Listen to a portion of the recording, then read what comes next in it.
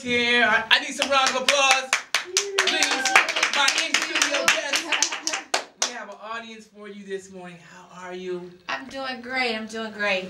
Looking stunning. Thank you. I appreciate that. I'm loving the cross and the bling and all that. You got so much going on. You got a lot to talk about. Thank now, you. First, let's start off with the single. Yes. I have a new single that came out this week called Love 'Em All. The song is kind of controversial on both ends because I wanted to say something that women don't normally say, but they feel. And men, you know, can do whatever they do when it comes to dating. Women are supposed to stay at home and cry. I'm not that type of woman, and there's a lot of women that aren't. So I have this song called Love 'Em All. It didn't say screw 'em all. Love 'em all. What did you mean by that? Tell me. What I I'm mean- one of these dudes you talking about. So talk to me. What are we talking about? I mean, you know, love 'em all. Like, I might like your arms and I might like his hair. Okay. Or his All right. whatever. I love 'em all for all the different pieces that they bring to my life. Like, I was always told, my mom always told me to have a team of men. Just have your team and you pick your MVP, the one that steps up. So this song's about. A lot of women won't admit that, but women have men. Okay. So, on the album, you're almost there. Where are we with the album? I have about 2 more weeks left on this album. We haven't announced the title or the date because I also wanted to do that in a creative way. We're gonna present a mini movie for my album title. So instead of tweeting out, this is my album title, we're doing it in a movie form. So you will be getting that also in the next couple of weeks. Okay. Wonderful. Now, so there's no set date yet for when the album We have comes the out. date. We're going to announce it within the movie, but it will be this year. Okay, so where will we see this movie and what's going to happen in We'll it? probably have VH1 premiere as usual, but it'll be on every media site as well as, we might have VH1 show it. Probably Okay. will have them show it. So, of course, you're going to be in the movie. Can you give us a sneak preview? Who else is going to be in it? It's just me introducing the title of my album and really presenting to the world the meaning behind the title. Okay. Now, the TV show. Yes. Let's talk about your life. Yes. Being that I'm not on any of the Love and Hip Hops anymore, VH1 gave me my own show to just kind of follow me and everything about me and my life and what I'm going through and what I go through every day. From being a single mother to being an artist to being a businesswoman to now acting. I'm working now on a sitcom, my own sitcom. So it's just a lot going on with me that you will get to find out about. Okay, so are you glad to be away from the love and hip hop scene and all that drama? Because in our last interview, I could just feel like that you were moving, like you were like not happy with the situation. You were ready to go in another direction. It was just stressful. It was stressful, and to have to fight for people to see the good and the bad of you. I want you to see all of me, not just the climax of my bad moments, on TV. So it was really time for me to go, and time for me to focus on other things because there are other sides of me that people don't know. So it was time to go. So this is what I talked to them about, and they said, yeah, let's give you your own show. Okay, so tell me one side of K. Michelle that I don't already know about. You really probably don't know me as a mother because I don't believe children are supposed to be blasted on social media and everywhere, so I keep him private. So they know I have a son, I had a song about him on my last album and everything, but they also know I'm very protective of him, so you'll get to see a little bit of him.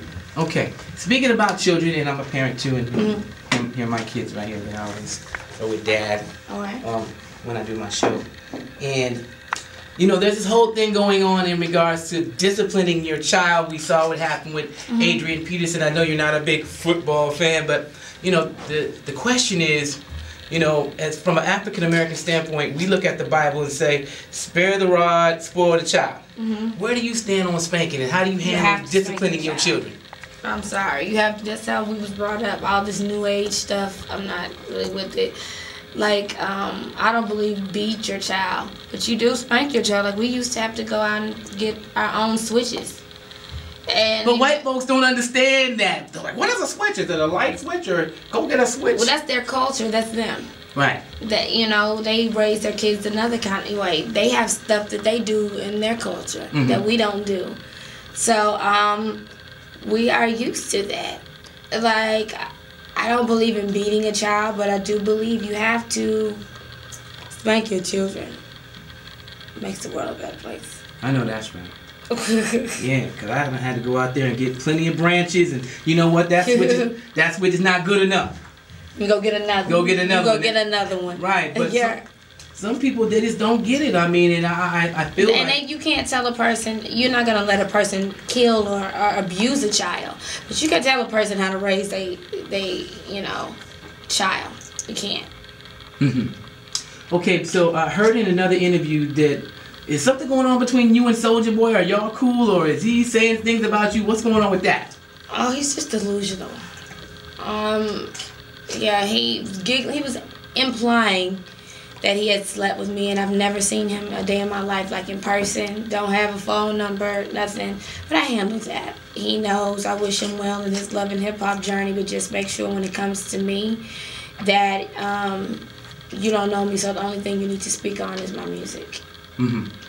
Okay, so how does it feel to be like considered a sex symbol? Because you're a very beautiful woman, and we love you. I mean, we got your pictures all over our Instagram, our Twitter. You know, brothers make comments. Look at that. Is it da da da da? How does it feel to have that kind of shine now? I mean, you had it before, crazy. But how does it feel with where you are now? No, it's worse now. I get it. No, it's crazy because I'm chill. Like, I'm just really chill. I don't try to be a sex symbol. I like to be sexy. But, you know, myself, I like looking at myself in the mirror, you know, be like, ooh. You like what you see? I like that feeling. I think all women like to feel good. So to be a sex symbol, it's very flattering. But, you know, a lot of people that are drooling over you, they really ain't talking about nothing anyway. So it's just drool. Okay. And that's the way you look at it. Yeah. Okay, so Street hanging out with her. Of course, she's got the album coming out very soon. Follow her because we're very excited about her music, her TV show, My Life, and the single that's out there right now. Yes. Rebellious Soul was the last album, right? Yes, that was my last album. Critically acclaimed, everybody loves it. It did great. It was #1 on R&B on the R&B charts and #2 on Billboard. So that was great for my first album. Amazing.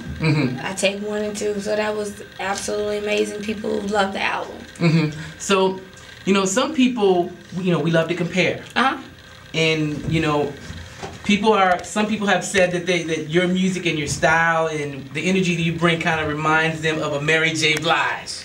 Oh, God. I just met her this week. How does that feel?